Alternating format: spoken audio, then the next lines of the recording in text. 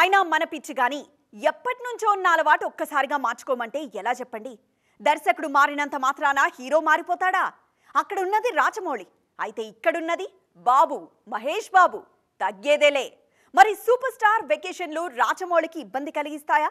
SSMB 29 sets పైకి వచ్చాక Mahesh vacations కు వెళ్తే పరిస్థితి ఏంటి?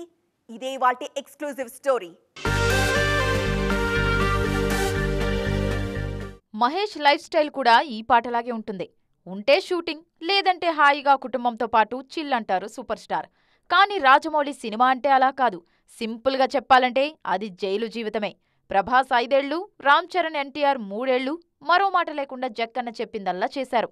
దాని ఫలితమే వాళ్ల మార్కెట్ 1000 కోట్లకు చేరడం. ఒకప్పుడంటే ఏమో కానీ బాహుబలి తర్వాత జక్కన్న మాటకు తిరుగు లేకుండా పోయింది.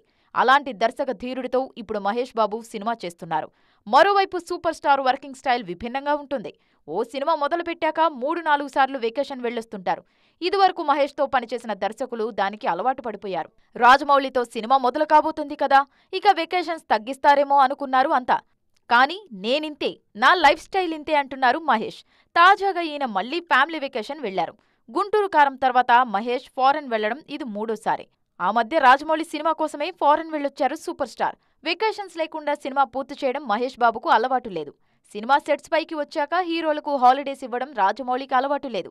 ఈ రెండు భిన్న ధృవాలు రేపు లొకేషన్లో ఎలా కలుస్తాయో చూడాలని చాలా మంది ఆశపడుతున్నారు. ఎవరి దారిలోకి ఎవరొస్తారు అనేది కూడా ఆసక్తికరమే.